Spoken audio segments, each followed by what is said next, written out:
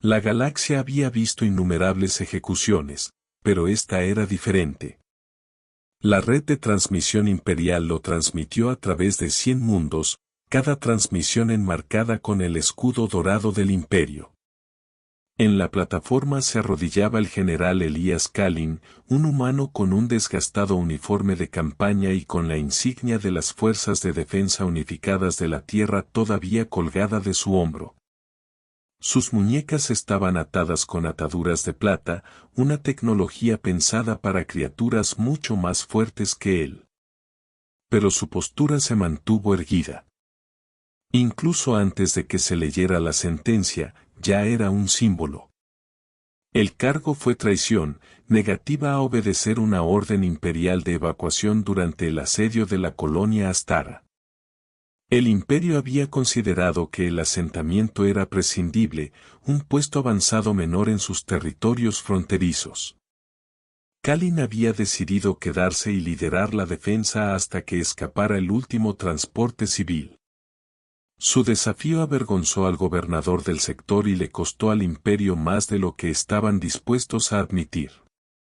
El juicio nunca tuvo como finalidad determinar la culpabilidad. El resultado ya estaba sellado antes de la primera audiencia.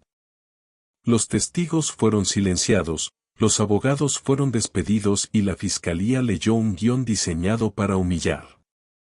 La galería estaba llena de dignatarios imperiales, cada uno inclinado hacia adelante para saborear la humillación del oficial humano. Esperaban súplicas, tal vez enojo. En cambio, Kalin respondió a cada acusación con la misma calma y desafío, con la voz firme y la mirada fija en el magistrado como si memorizara cada línea de su rostro. Cuando se conoció el veredicto, no hubo jadeos, solo la fría eficiencia de una máquina que sigue su curso. La sentencia era muerte por espada, un método que el imperio reservaba para traidores de especial importancia. Querían que el acto pareciera antiguo, ceremonial, definitivo. El día de la ejecución, la plaza de Bellis Prime era un escenario. Las pancartas ondeaban con el viento. La multitud, ciudadanos, soldados, curiosos de otros mundos, se agolparon para presenciar el acontecimiento. Las holocámaras flotaban arriba como un enjambre de insectos. La voz del locutor resonó en los pilares de acero, traduciendo los mensajes a una docena de idiomas para que todos los súbditos imperiales pudieran escucharlos. Kalin estaba en el centro, flanqueado por guardias cuyas armaduras brillaban a la luz del mediodía. Le quitaron las ataduras para los momentos finales. El magistrado lo invitó a hablar, esperando tal vez una petición de clemencia. En lugar de eso, se giró hacia la cámara más cercana. «Dile a la tierra», dijo, y su voz se escuchó por toda la plaza. «Nunca nos arrodillaremos». El silencio que siguió fue algo vívido, roto únicamente por el silbido del arma del verdugo al ser desenvainada. Una hoja curva, pulida hasta alcanzar un brillo reflejado, atrapó el sol por un instante antes de caer. El corte era limpio, casi elegante. El cuerpo de Kalin se desplomó sobre la piedra y con él se rompió el silencio. La multitud estalló, no en indignación, sino en cólera. La transmisión finalizó con la imagen del escudo del imperio elevándose detrás del escenario. En la tierra, el mensaje cayó como un martillo. Las pantallas y los abarrotados centros de transporte se congelaron ante las últimas palabras de Kalin. En las salas de guerra, los generales observaban la transmisión sin moverse y con la mandíbula apretada. En los mercados y en los hogares, los desconocidos permanecían juntos en un silencio atónito. La ira recorrió el planeta como un pulso. El imperio pretendía enviar una advertencia de que la resistencia era feudal y que la desobediencia a su voluntad terminaba en ruina. Habían calculado, como siempre lo hicieron, que los humanos responderían como las docenas de especies que los precedieron, se lamentarían, protestarían y luego se adaptarían al yugo. No habían considerado que la historia de la humanidad fue una de soportar la opresión y encontrar formas de contraatacar. No habían comprendido que un solo acto realizado tan públicamente podía forjar la unidad a partir de 1000 divisiones. Por la vía diplomática, los representantes de la Tierra exigieron una explicación. La respuesta del imperio fue breve. El asunto está cerrado. No habría disculpas, ni compensación, ni reconocimiento de las malas acciones. La transmisión se cortó antes de que el enviado de la Tierra pudiera hablar nuevamente. En ese momento se tomó la decisión. No en los salones de asamblea ni en el Consejo Militar, sino en las mentes de miles de millones de personas. El imperio creyó haber borrado al hombre.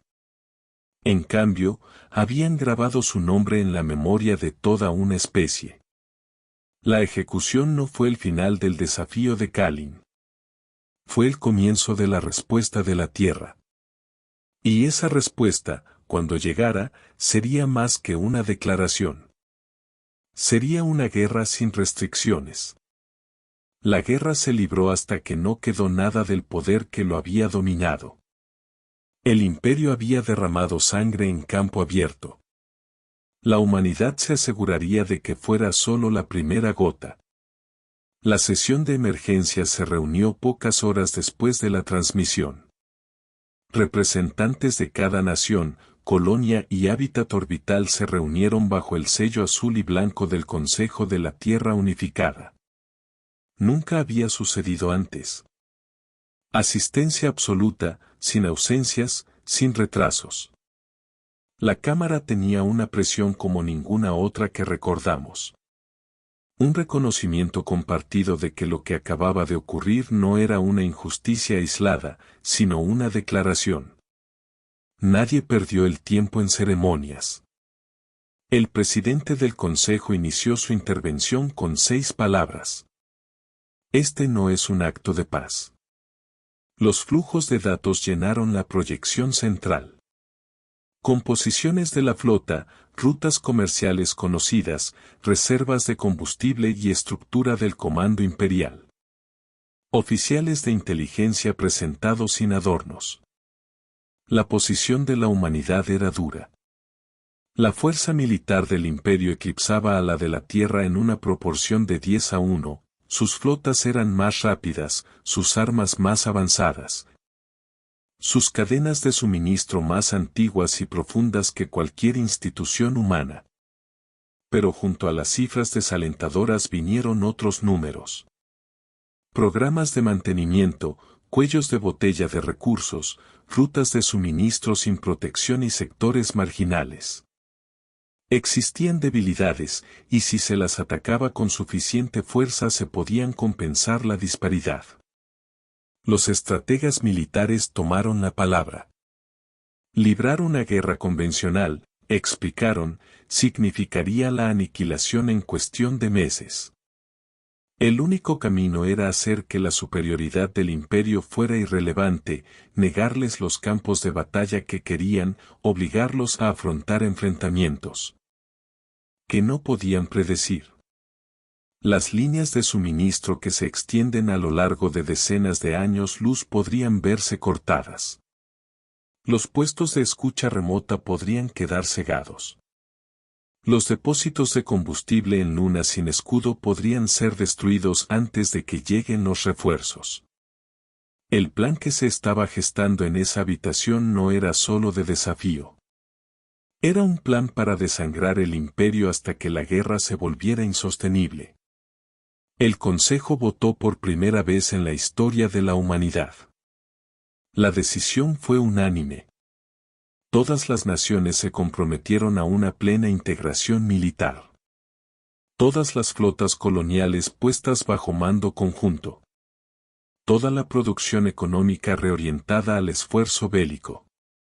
Se ordenó a las industrias civiles reequiparse en cuestión de días. Los astilleros orbitales recibieron autorización inmediata para eludir la revisión de seguridad durante las modernizaciones en tiempos de guerra. Las operaciones mineras en Marte y el Cinturón se trasladaron a materiales estratégicos. Incluso se incorporaron granjas hidropónicas para destinar su producción a alimentar a los equipos de primera línea y al personal de apoyo.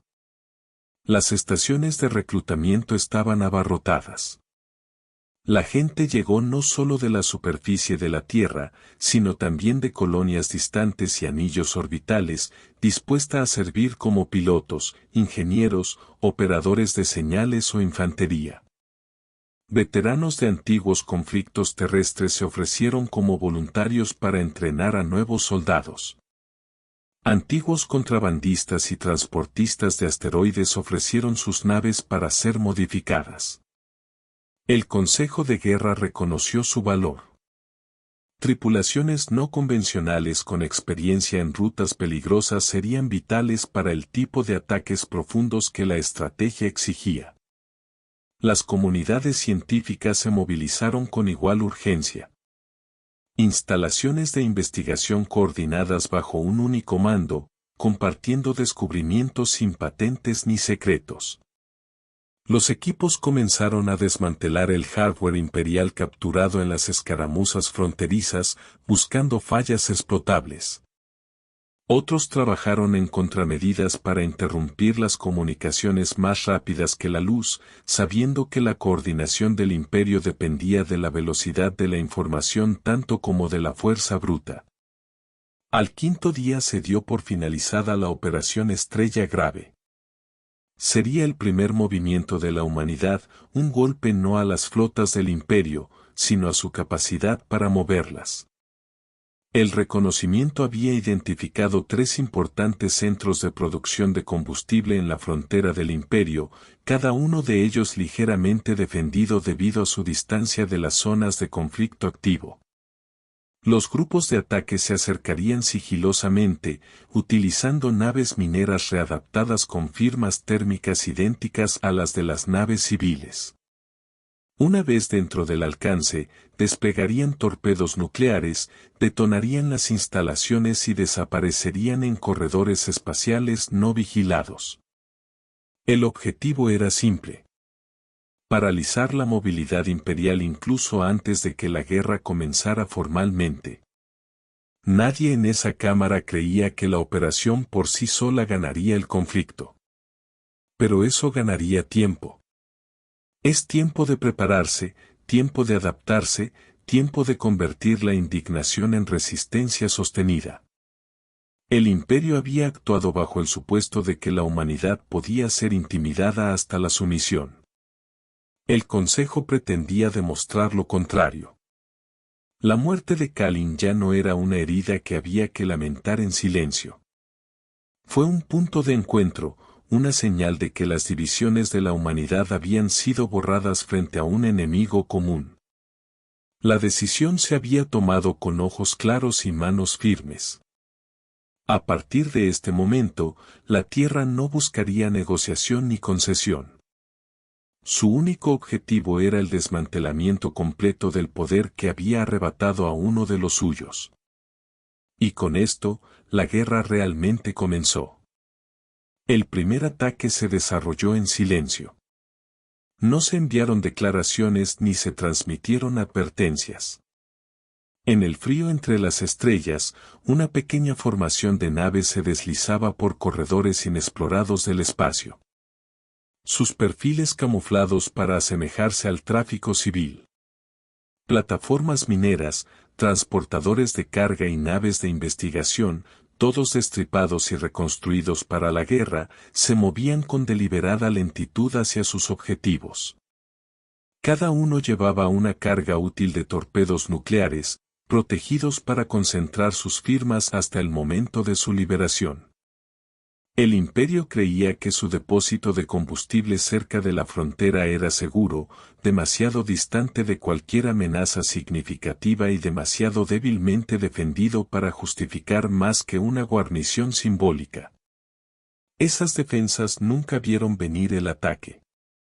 En menos de una hora, 3 refinerías estratégicas se transformaron en nubes expansivas de plasma y escombros. Explosiones secundarias destrozaron bahías de atraque repletas de buques de transporte. Los enormes tanques de almacenamiento expulsaron el combustible ardiente al vacío, arrojando sobre los restos una luz espeluznante, visible a miles de kilómetros de distancia. No hubo supervivientes que pudieran dar la alarma.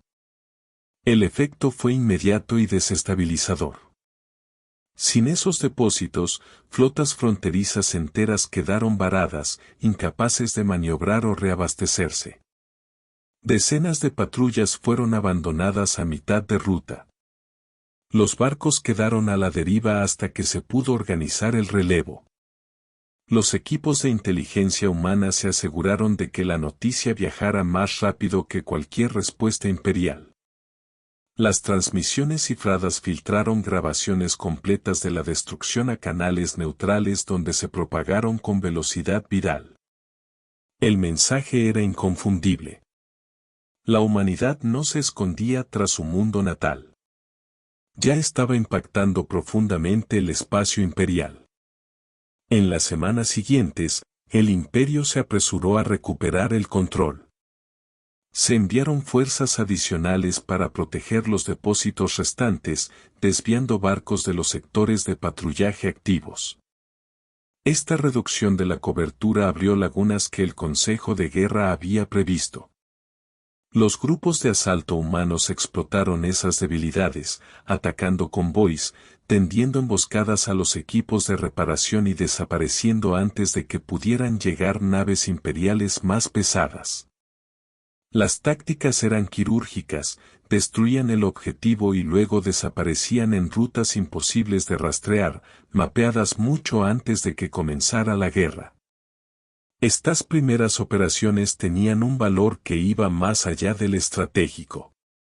Provocaron disturbios en todo el dominio del imperio. En mundos distantes donde la autoridad imperial había sido resentida durante mucho tiempo, la visión de una especie más débil humillando a la mayor potencia de la galaxia se convirtió en un catalizador. El sabotaje aumentó. Las protestas estallaron. Algunas milicias coloniales fueron más allá y tomaron posesión de guarniciones locales mientras las flotas imperiales se encontraban al límite de sus recursos.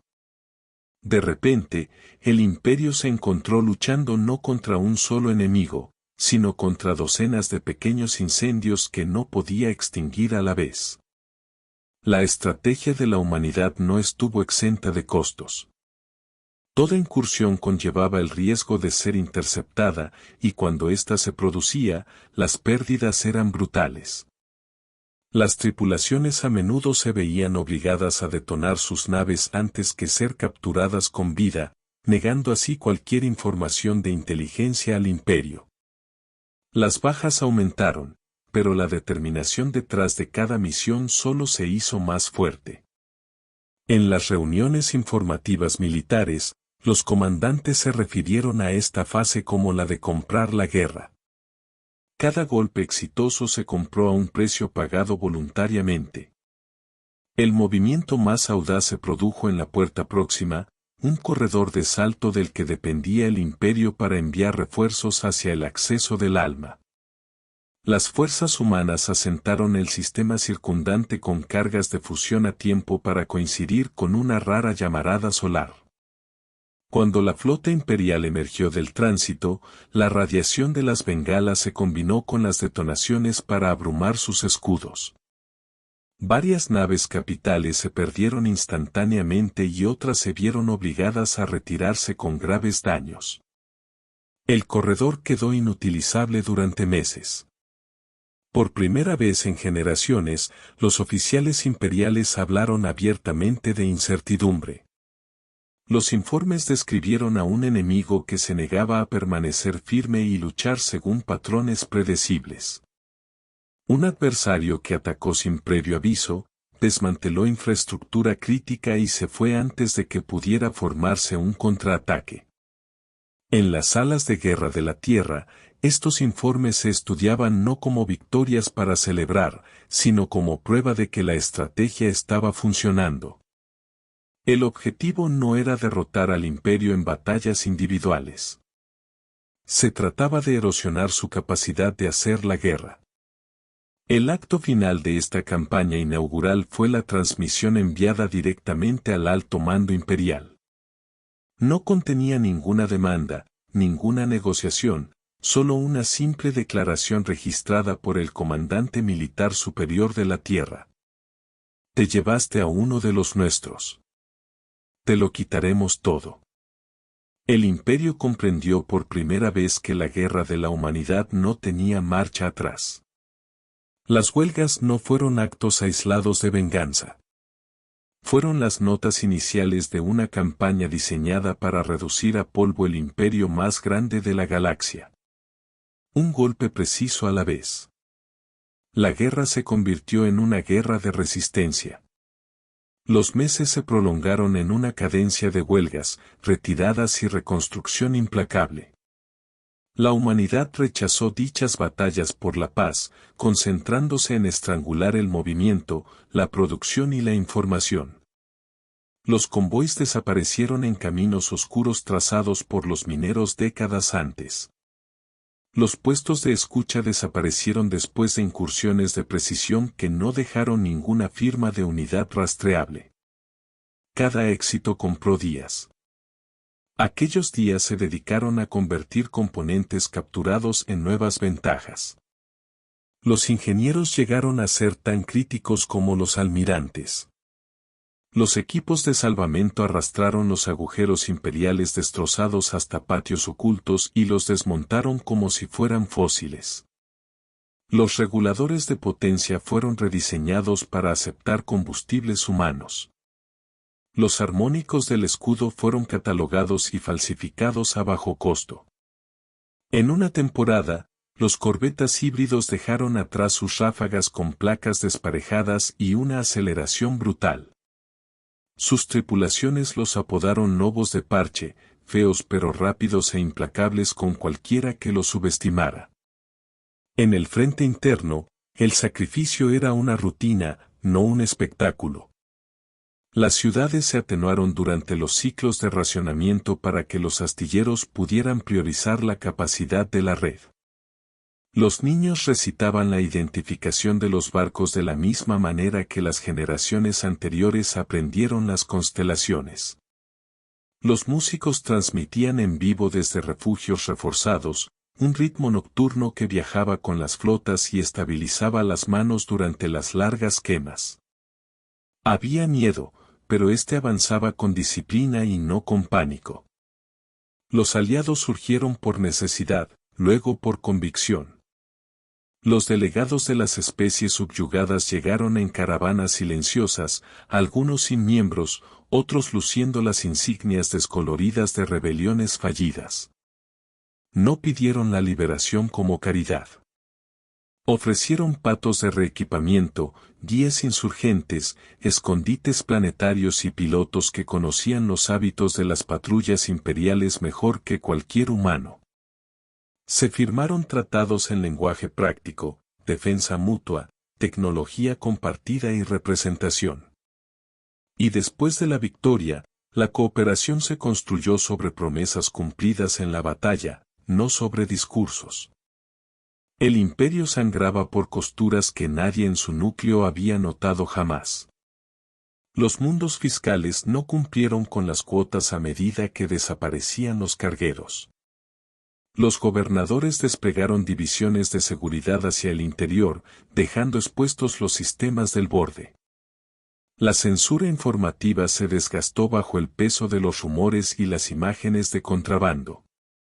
Los jefes de suministros advirtieron sobre una escasez en cascada de catalizadores de antimateria, cojinetes de precisión y raciones para las tripulaciones varadas por la interrupción de la logística. Ningún fallo fue fatal. Juntos, formaron una pendiente de desgaste que el imperio nunca se había entrenado para escalar. El mando humano evitó transmisiones triunfales. Los informes eran números y lecciones. Cuando una incursión tenía éxito, la doctrina era copiada y mejorada. Cuando un escuadrón fallaba, se catalogaba la causa y se corregía. Entrenamiento acelerado sin perder rigor.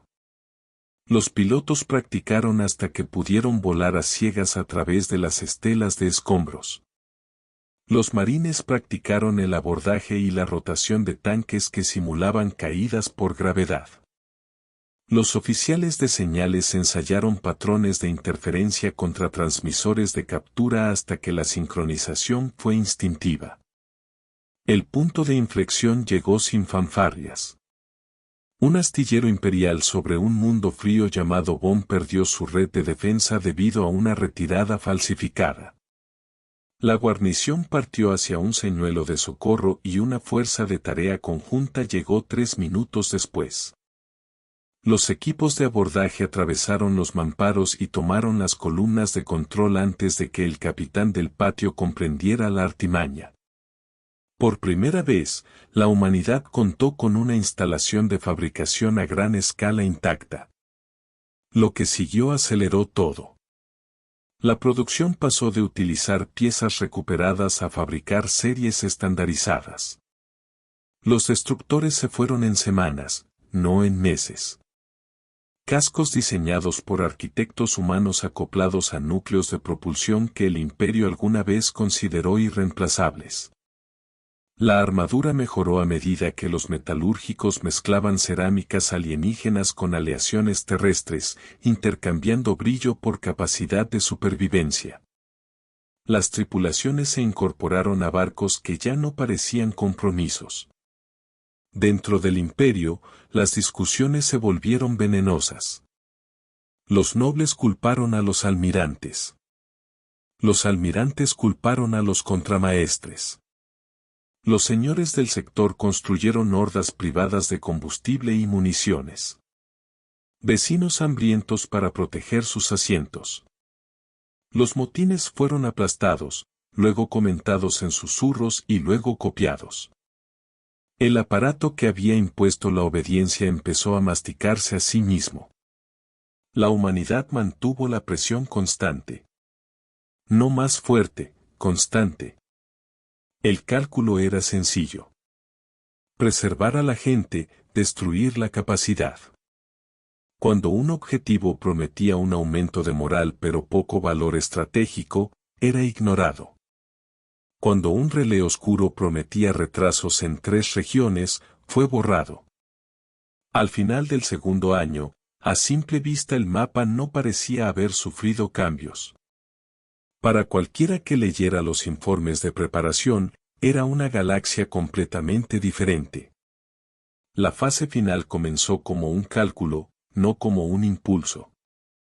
Años de presión sostenida habían reducido las flotas del imperio a fragmentos de su antiguo poder, sus líneas de suministro frágiles y su estructura de mando hundida por la desconfianza. El Consejo de Guerra evaluó el momento y acordó que había llegado el momento de un ataque decisivo. El objetivo era absoluto.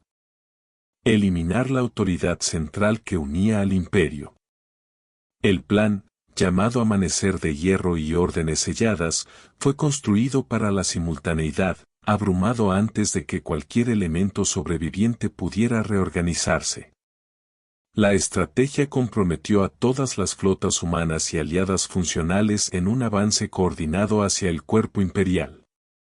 Se asignaron grupos de asalto para atacar y fijar los anillos defensivos exteriores mientras una punta de lanza concentrada avanzaba directamente hacia la capital. Los equipos de logística trabajaron durante semanas sin pausa para garantizar que las municiones, el material médico y el combustible del reactor duraran lo que todos entendían que podría ser el enfrentamiento más largo de la guerra. No habría ningún plan de retirada más allá del colapso total del enemigo. Cuando comenzó la operación, la resistencia fue feroz pero desorganizada. El imperio había desplazado sus barcos más fuertes para proteger los centros políticos, dejando huecos en las capas intermedias de defensa. Los comandantes humanos y aliados explotaron estas debilidades y avanzaron antes de que el enemigo pudiera girar. Los enfrentamientos entre barcos se convirtieron en intercambios brutales a corta distancia, en los que ambos bandos cedían hasta que los agujeros eran vaciados y los reactores eran descargados al vacío. Las pérdidas se aceptaron como el coste necesario para alcanzar el objetivo. En el umbral del sistema de la capital imperial, la flota de defensa restante formó una barrera final. Su comandante transmitió una declaración de lealtad inquebrantable al trono, una declaración destinada a reforzar la determinación. Solo confirmó que esta era la última resistencia. La batalla que siguió fue un desgaste comprimido en horas, torpedos destrozando escudos, proyectiles ferroviarios atravesando blindajes, equipos de abordaje forzando la rendición o la destrucción. Poco a poco, la línea de defensa se fracturó y algunos grupos de barcos huyeron antes que ser aniquilados. Las fuerzas terrestres avanzaron sin pausa. Las naves de desembarco perforaron la red de escudos planetarios después de ataques coordinados desde cañones orbitales. La infantería, los marines y los contingentes aliados avanzaron a través de distritos fortificados, desactivando las redes eléctricas y los nodos de comunicaciones para aislar a la capital de la coordinación. Las calles se convirtieron en puntos de estrangulamiento, luego en corredores de silencio mientras las tropas imperiales se rendían o eran superadas. El objetivo no era la ocupación, sino el complejo único que albergaba el trono y el centro de mando. En el interior, la guardia del emperador luchaba con una desesperación ausente en las defensas exteriores. Las unidades humanas avanzaron en oleadas disciplinadas, minimizando la exposición mientras despejaban metódicamente cada sala. Las cargas de violación finalmente abrieron la cámara central. El emperador fue capturado vivo, con su armadura quemada y sus ojos fijos en los intrusos, con más incredulidad que rabia. Le informaron sin ceremonia alguna que saldría bajo custodia. Se preparó una transmisión y se envió a través de todas las frecuencias imperiales restantes. El gobernante del imperio se había rendido. El impacto fue inmediato. Las guarniciones aisladas, ya aisladas del reabastecimiento, cesaron la resistencia. Los mundos Basil declararon neutralidad o independencia total. Los enviados aliados actuaron rápidamente para proteger los sistemas antes de que el caos interno pudiera derivar en un conflicto descontrolado. Los astilleros dejaron de producir buques de guerra y redirigieron su capacidad a necesidades civiles esenciales en virtud de acuerdos provisionales.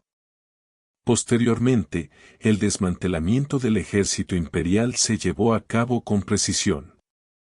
Se disolvieron las estructuras de mando, se catalogaron los arsenales de armas y se redistribuyeron entre las fuerzas de defensa aliadas.